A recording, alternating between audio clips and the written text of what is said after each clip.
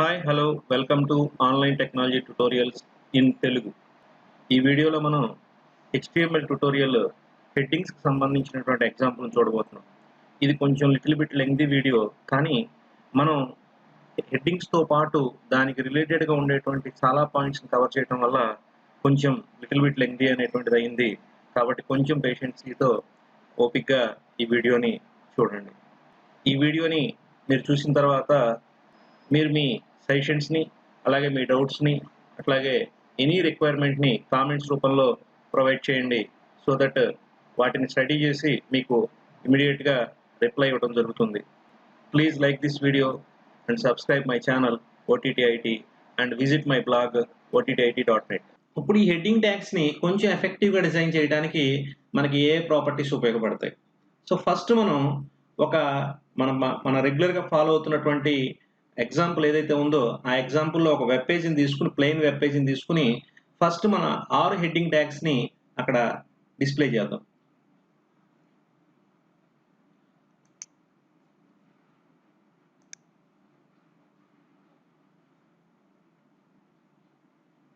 నేను ఇక్కడ already example open చేశానండి. మీరు ఈ HTML నేను రాసేటువంటి ఈ కోడ్ని ప్లెయిన్ HTML పేజ్లో కూడా, అంటే ఈవెన్ విజువల్ స్టూడియో లేకుండా కూడా నోట్ ప్యాడ్లో కూడా ట్రై చేయొచ్చు. ఓకే అండి, నేను ఆల్రెడీ ఈ కంటెంట్, ఈ కోడ్ మీకు నేను ప్రొవైడ్ చేస్తాను. Add new item, HTML page, introduction to programming languages.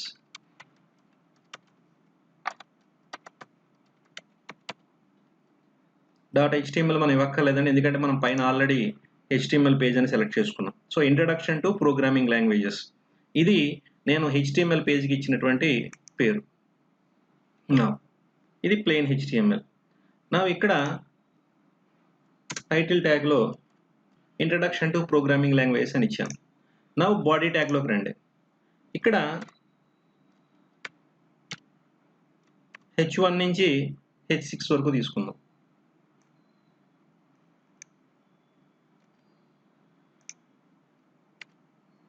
Introduction to programming languages. So just make a copy. ఈ పేజ్లో నేను 6 హెడ్డింగ్ ట్యాగ్స్ తీసుకున్నాను. ఒకసారి సేవ్ చేయండి. Just introduction to programming language అనేటువంటి పేజ్ మీద రైట్ క్లిక్ చేసి సెట్ యాజ్ స్టార్ట్ పేజ్ అనండి. లేదా ఈ కోడ్ మొత్తం మీరు నోట్ ప్యాడ్లో తీసుకుని నోట్ ప్యాడ్లో కూడా టైప్ చేసి చూసుకోవచ్చు.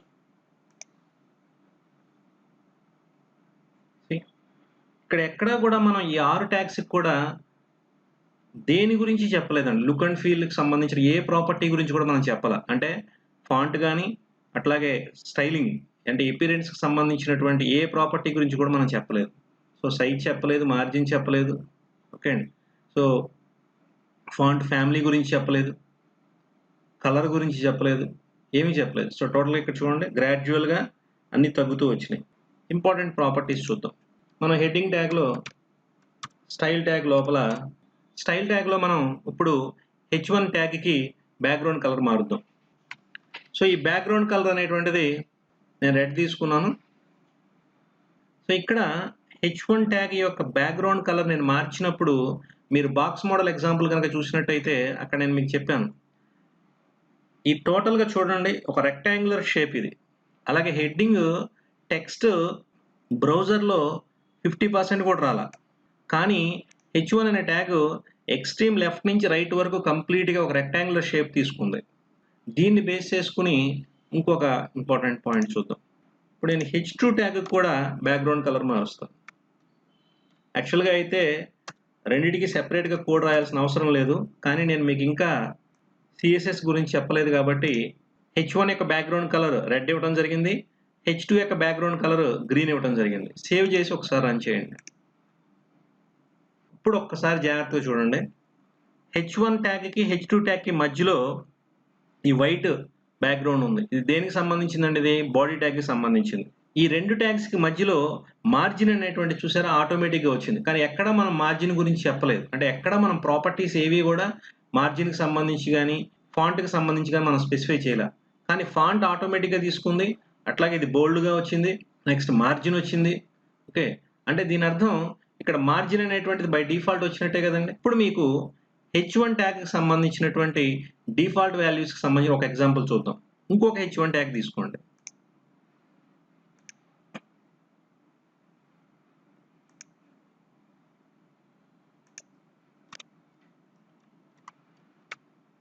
ఈ డిఫాల్ట్ వాల్యూస్ అనేవి మోస్ట్‌లీ అన్ని బ్రౌజర్స్‌ని దృష్టిలో పెట్టుకొని ఇచ్చినటువంటి వాల్యూస్.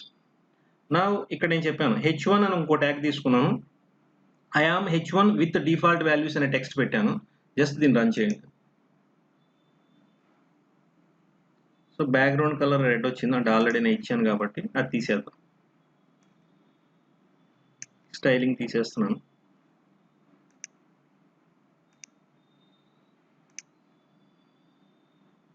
రైట్. నౌ ఇప్పుడు ఇవి డిఫాల్ట్ వాల్యూస్ అని మనకి ఎలా తెలుస్తుంది?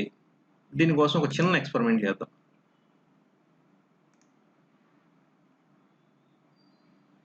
ఇక్కడ H1 ట్యాగ్‌కి సంబంధించినటువంటి డిఫాల్ట్ వాల్యూస్‌ని మనం రైట్. ఇక్కడ చూడండి. H1కి నేను డిఫరెంట్ ప్రాపర్టీస్ ఉపయోగించి కొన్ని వాల్యూస్ ఇచ్చాను. డిస్‌ప్లే బ్లాక్ అన్నాను, ఫాంట్ సైజ్ 2em అన్నాను, మార్జిన్ టాప్ 0.67 em అని చెప్పాను. ఇట్లా మార్జిన్ చెప్పాను, ఫాంట్ వైట్ చెప్పాను. ఇప్పుడు సేవ్ చేయండి ఒకసారి.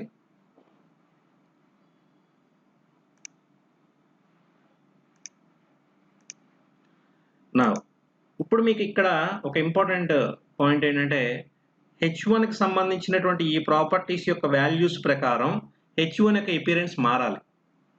జస్ట్ రన్ చేయండి. మారిందా అండి? కావాలంటే ఇంకొకసారి రిఫ్రెష్ చేయండి. మారలేదు.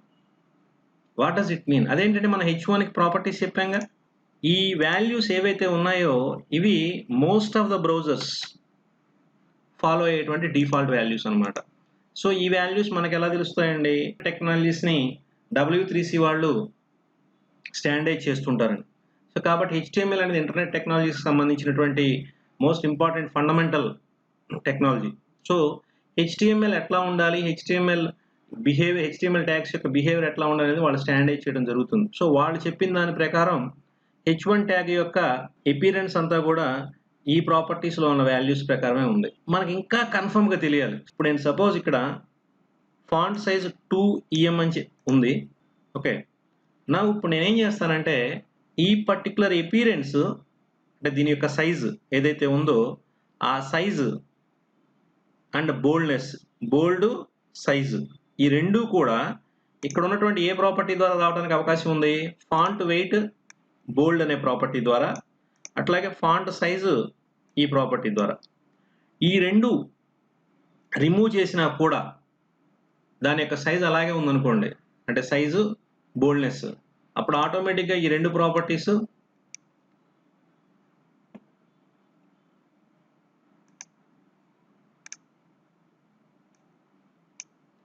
రైట్. ఇప్పుడు నేను ఫాంట్ సైజ్ని కామెంట్స్లో పెట్టాను, అట్లాగే ఫాంట్ వెయిట్ని కూడా నేను కామెంట్స్లో పెట్టాను.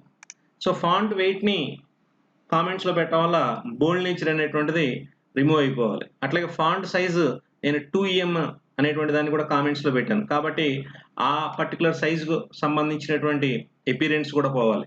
సో కాబట్టి ఇక్కడ సైజు బదులు H1కి ఇప్పుడు ఏ సైజు వస్తుంది? H1కి బోల్డ్నెస్ వస్తుందా రాదా? ఎందుకంటే మనం ఇక్కడ ప్రాపర్టీస్లో నుంచి సైజు, బోల్డ్నెస్ రెండు తీసేసాం. ఇప్పుడు రన్ చేయండి. ఇదిగోండి రిఫ్రెష్ చేయండి. See, you are getting the same size and boldness for H1 tags. H1 tag కి అదే సైజ్ ఉంది, అదే బోల్డ్నెస్ ఉంది. అంటే మీరు ఇక్కడ బోల్డ్ నేచర్ తీసేసినా అట్లాగే సైజు చెప్పకపోయినా కూడా మీకు అదే సైజ్ యాజ్ ఇట్ ఈస్గా వస్తుంది. సరే అదే సైజ్ వస్తుందని ఇంకా ఎలా కన్ఫర్మ్గా చెప్పగలరు?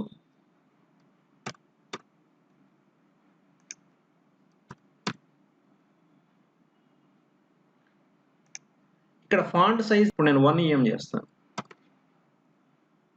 అంటే ఈ ప్రాపర్టీ సైజు మీద ఇంపాక్ట్ ఉందా లేదని తెలియాలంటే ఇది మారిస్తే అది మారాలి, ఇది మారకపోయినా ఓకే అండి, ఇది మార్చితే అది మారాలి. అంటే ఇది పెంచితే పెరగాలి, తగ్గితే తగ్గాలి.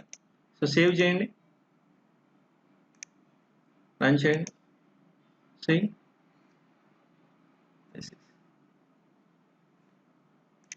మళ్ళీ నార్మల్ 2em పెట్టేసేయండి.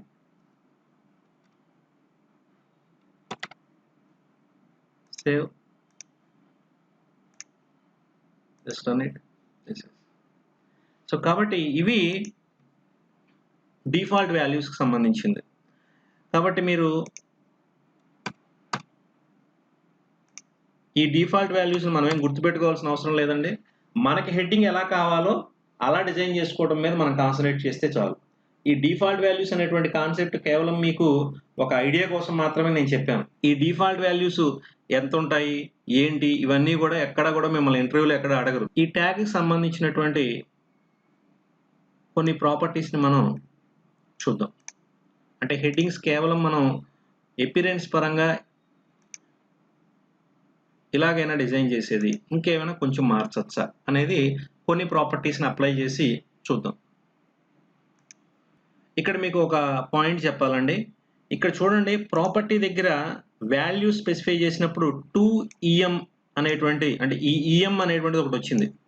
ఇది ప్రాపర్టీస్కి వాల్యూ స్పెసిఫై చేసేటప్పుడు ఉపయోగించేటువంటి యూనిట్స్లో ఒక పర్టికులర్ టైప్ ఆఫ్ యూనిట్ ఇది. So there are different types of units. Okay అండి, పిక్సెల్ అని ఉంటుంది, పర్సంటేజ్ ఉంటుంది, ఇట్లా రకరకాల యూనిట్స్ ఉన్నాయి. సో ఆ యూనిట్స్ గురించి ఒక సెపరేట్ వీడియో చెప్తాను. కాబట్టి ఇక్కడ వీటి గురించి ఎక్స్ప్లెయిన్ చేస్తే మనం టాపిక్ డివేట్ అయిపోతాం. అందుకని నేను ఇక్కడ ఉన్నటువంటి కొన్ని పాయింట్స్ని స్కిప్ చేయడం జరిగింది.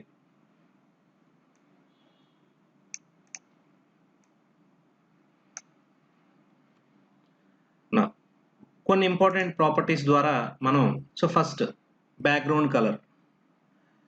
సో ఈ బ్యాక్గ్రౌండ్ కలర్ ప్రాపర్టీ ఉపయోగించి, this is introduction to programming languages. చూడండి, బ్యాక్గ్రౌండ్ కలర్ మారింది. నా ఈ ఎక్స్ట్రా ఉన్నవన్నీ తీసేస్తాను. The next property colour. ఇక్కడ బిహేవియర్ అర్థం చేసుకోవడం కోసం మాత్రమే నేను వీటిని చెప్పడం జరుగుతుందండి.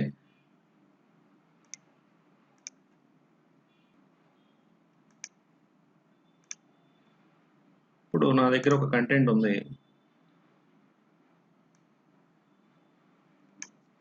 This paragraph is about the Fortran language. So introduction to లాంగ్వేజెస్లో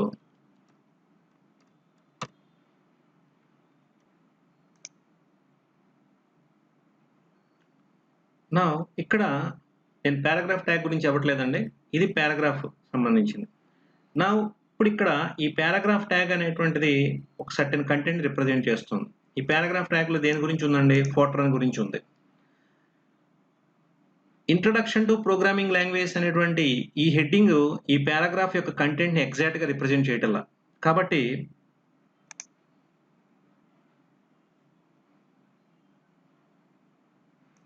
మనం ఇంకొక ట్యాగ్ తీసుకుని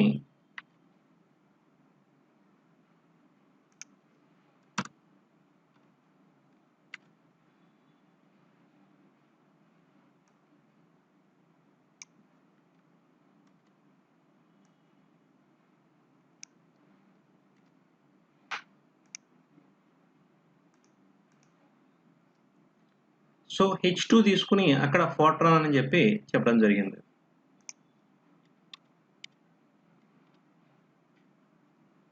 ఒకసారి సేవ్ చేసి పేజ్ని రిఫ్రెష్ చేయండి. This is Fortran. నా అట్లాగే ఇంకొక, దిస్ ఈజ్ అబౌట్ అలగాల్. ఒక 3 పారాగ్రాఫ్లు తీసుకుందాం. సో పై పారాగ్రాఫ్ ఫోర్ట్రాన్ గురించి చెప్తుంటే రెండో పారాగ్రాఫ్ అల్గాల్ గురించి చెప్తుంది. కాబట్టి ఇక్కడ మనం ఏం చేయాలి? ఇంకొక సబ్ హెడ్డింగ్ పెట్టాలి.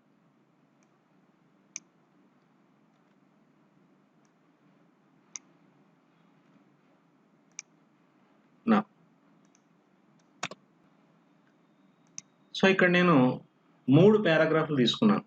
1 paragraph tells about Fortran, 1 paragraph tells about Algol, and 1 paragraph tells about Shimula. Now ఈ మూడిటికి హెడ్డింగ్ కింద నేను ఇంట్రడక్షన్ టు ప్రోగ్రామింగ్ లాంగ్వేజ్ అని తీసుకుంటే అది కామన్గా బాగానే ఉంటుంది. కానీ ఈచ్ పారాగ్రాఫ్ ఒక్కొక్క పర్టికులర్ లాంగ్వేజ్ గురించి యూనిక్గా చెప్తుంది. కాబట్టి దానికి మళ్ళీ మనం సబ్ హెడ్డింగ్స్ అనేటువంటివి తీసుకోవాలి. కాబట్టి H2 తీసుకుని ఫోర్ట్రాన్, అలగాల్ అండ్ సిములా అని 3 H2 ట్యాగ్స్ ఇవ్వడం జరిగింది ఈచ్ పారాగ్రాఫ్కి సెపరేట్గా. ఒకసారి సేవ్ చేసి రన్ చేద్దాం. సో ఈ విధంగా రావడం జరిగింది.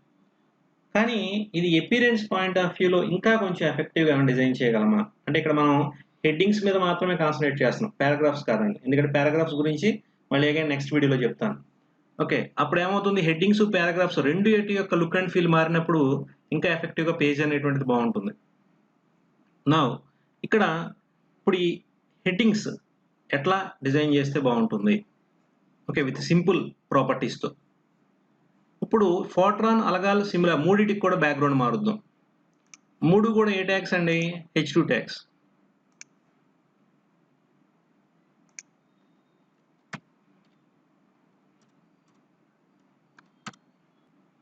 ఒకసారి సేవ్ చేసి అవుట్పుట్ చూద్దాం. సో ఈ విధంగా ఒక హెడ్డింగ్, 3 H2 ట్యాగ్స్, ఒక H1 ట్యాగ్, ఇక్కడ 3 పారాగ్రాఫ్స్, రైట్.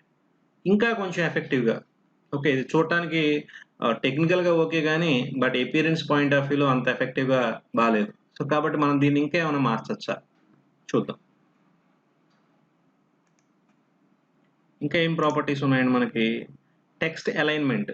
సో ఈ టెక్స్ట్ అలైన్ అనేటువంటిది ఏ విధంగా ఉపయోగపడుతుంది,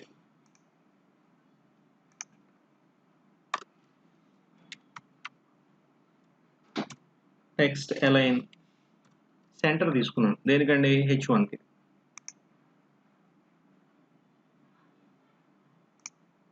సేవ్ చేసి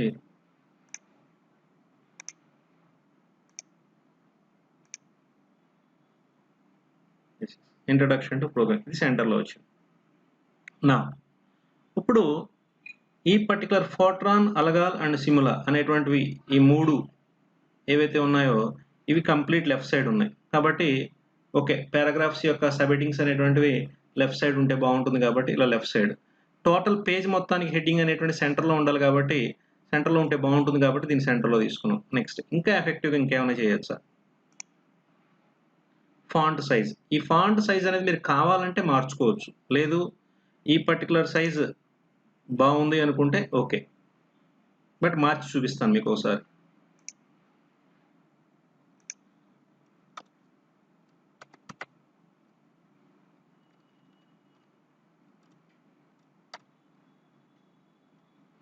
ఇక్కడ మీకు ప్రీ డిఫైన్డ్ వాల్యూస్ ఉన్నాయి, లార్జర్ ఇట్లా అని. అలా కాకుండా మీరు సొంతంగా కూడా ఇవ్వచ్చు, 30 పిక్సెల్స్ ఫర్ ఎగ్జాంపుల్.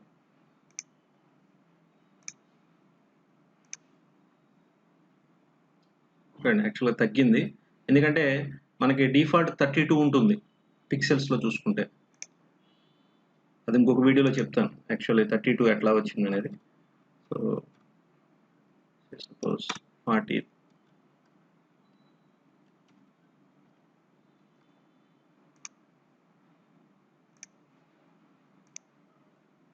ఇట్లా. సో ఈ విధంగా మీరు సైజ్ కావాలంటే కొంచెం పెంచుకోవచ్చు. నెక్స్ట్ ప్రాపర్టీ ఏముంది, బ్యాక్గ్రౌండ్. సో ఈ బ్యాక్గ్రౌండ్ కలరు, బ్యాక్గ్రౌండ్ యాక్చువల్గా ఏంటంటే H1 ట్యాగ్కి హెడ్డింగ్ ట్యాగ్స్కి కావాలంటే మనం కొన్ని ఇమేజెస్ని కూడా బ్యాక్గ్రౌండ్లో యాడ్ చేసుకోవచ్చు.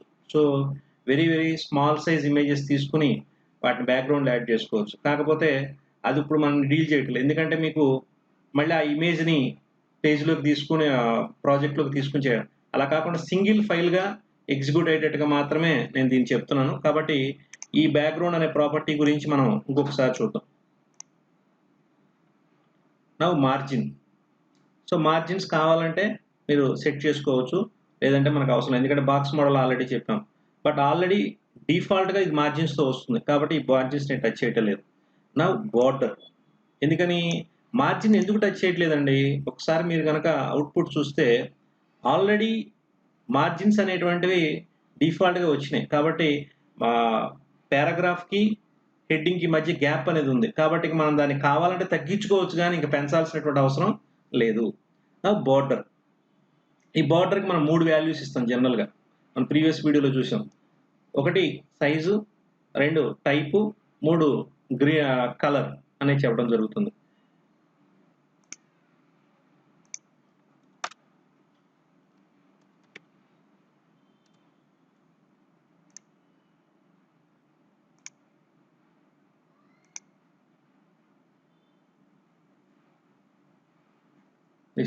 ఇక్కడ చూడండి, 1 పిక్సెల్ ఇచ్చాను కాబట్టి మీకు 1 పిక్సెలే వచ్చింది.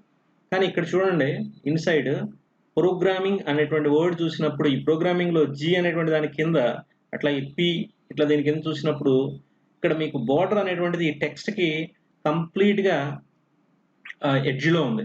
కాబట్టి ఇది కొంచెం మనకి మారాలనుకున్నట్టయితే కనుక మనం ఏం చేయొచ్చండి, మీకు బాక్స్ మోడల్ ఐడియా ఉంటే ప్రీవియస్ ఎగ్జాంపుల్లో బార్డర్కి కంటెంట్కి మధ్యలో మనం ఉండేది ఏంటండి, ప్యాడింగ్. సో ఈ ప్యాడింగ్ అనేటువంటిది you can give 5 pixels.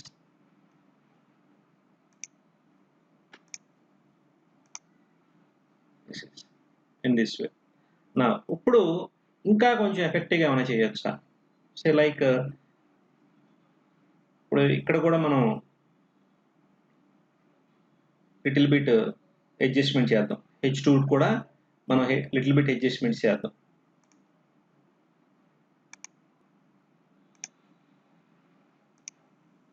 Right.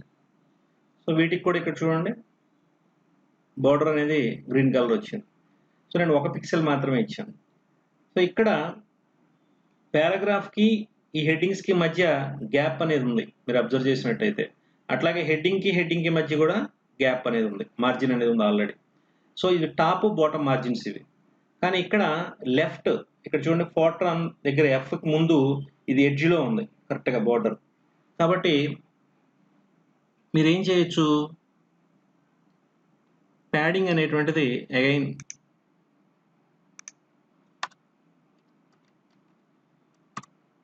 అయితే లెఫ్ట్ ప్యాడింగ్ అని ఇవ్వచ్చు, లేదా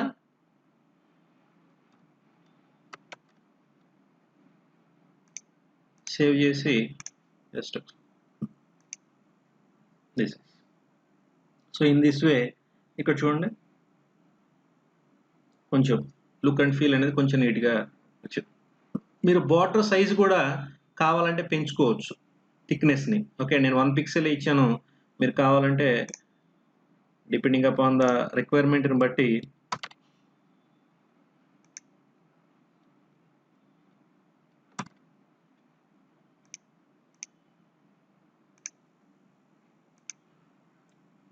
లిటిల్ బిట్. నా ఇప్పుడు ఇంకా ఏమైనా మనం మార్చొచ్చా, ఇంకేమున్నాయి ప్రాపర్టీస్ చూద్దాం. Border radius. ఈ బార్డర్ రేడియస్ అనేటువంటిది అప్లై చేసినప్పుడు కొంచెం లుక్ అండ్ ఫీల్ మనం లిటిల్ బిట్ మార్చవచ్చు. మనం బార్డర్ని, హెడ్డింగ్ని ఎట్లా మార్చవచ్చు అంటే, బార్డర్ మారిస్తే హెడ్డింగ్ యొక్క లుక్ అండ్ ఫీల్ ఎలా మారుతుంది. సో బార్డర్ 10 పిక్సెల్స్ ఇచ్చాను నేను, సేవ్ చేయండి.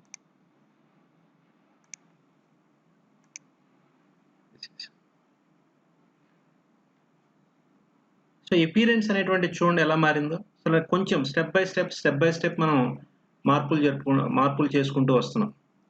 నా ఇంకా ఏమైనా మార్చచ్చా, ఈ బార్డర్ రేడియస్ అనేటువంటిది మీరు ఇక్కడ 4 కోణాలు, అంటే ఇక్కడ చూడండి, టాప్ లెఫ్ట్, ఈ టాప్ రైట్, ఓకే అండి, bottom left and bottom right, మొత్తం 4 వైపులా కూడా 10 పిక్సెల్స్ మీకు ఇక్కడ రేడియస్ అనేటువంటిది అప్లై అయింది. సో దాన్ని బట్టి ఇక్కడ వచ్చిన షేప్ చూసారా, రౌండెడ్ రెక్టాంగిల్ అనేది వచ్చింది. సో లుక్ అండ్ ఫీల్ కొంత మనకి మార్పు అనేటువంటిది కనిపిస్తుంది. రైట్. ఈ అపియరెన్స్లో ఇప్పుడు మీరు చూస్తున్నటువంటి ఈ అపియరెన్స్లో మనం ఇంకేమైనా మార్పులు చేయగలమా? ఓకే, ఏ ప్రాపర్టీస్ మనకి ఆ మార్పులు చేయడానికి ఉపయోగపడతాయో చూద్దాం. ఇంకేదైనా కొంచెం, ఎందుకంటే ఇదంతా కూడా టోటల్గా ఈ డిజైన్ అంతా కూడా మనకి కంప్లీట్ అంతా బాక్సెస్ లాగా డిజైన్ చేసినట్టు కనబడుతుంది. సో కొంచెం ఎఫెక్టివ్గా ఏమైనా చేయడానికి అవకాశం ఉందా? ఓకే, మనకి విడ్త్ అనేటువంటి ఇంకొక ప్రాపర్టీ ఉంది. ఈ విడ్త్ అనేటువంటి ప్రాపర్టీని ఉపయోగించి చిన్న అడ్జస్ట్మెంట్ చేద్దాం.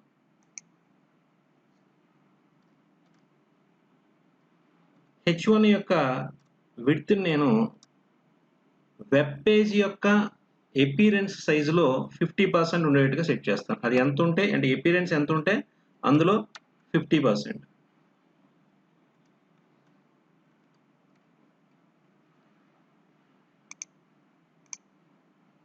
సేవ్ చేసి ఒకసారి రన్ చేయండి. సో ఈ విధంగా మనకి పేజ్లో అంటే వ్యూయింగ్ ఏరియాలో 50% వచ్చింది. ఇప్పుడు హెడ్డింగ్ అనే సెంటర్లో ఉంటే బాగుంటుంది కదండి. కాబట్టి మనం ఏం చేద్దాం, ఇక్కడ మార్జిన్ ప్రాపర్టీని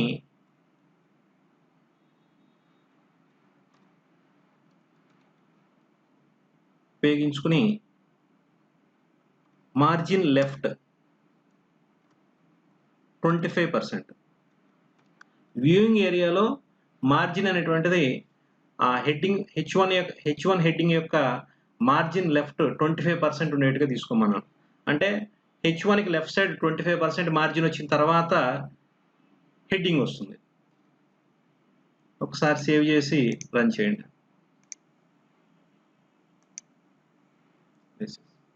సో ఈ విధంగా ఇక్కడ మీకు 25% తర్వాత హెడ్డింగ్ ఆటోమేటిక్గా రైట్ సైడ్కి బ్యాలెన్స్ 25% ఉంటుంది. ఎందుకంటే 50% విడ్త్ హెడ్డింగ్ది, 25% లెఫ్ట్ మార్జిన్, ఇక బ్యాలెన్స్ ఇది 25 ఇది 50 అంటే 75% పోతే రైట్ సైడ్కి మిగిలింది 25%.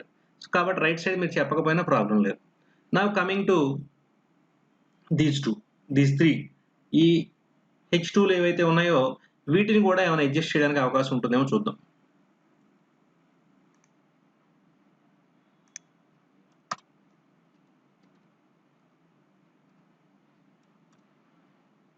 సో ఈ విడ్త్ ఎంత ఆక్యుపై చేస్తే బాగుంటుంది?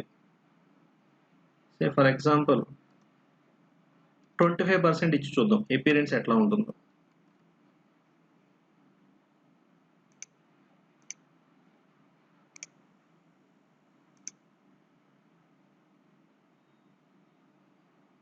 ఇంకా కొంచెం ఏమైనా తగ్గించవచ్చా?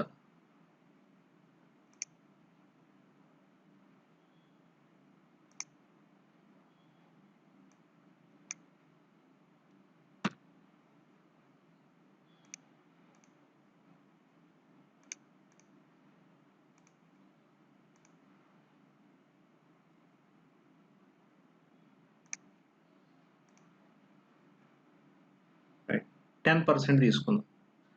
నెక్స్ట్ వీటికి రౌండెడ్ రెక్టాంగిల్స్ కానీ ఇలా మారిస్తే ఎలా ఉంటుంది చూద్దాం.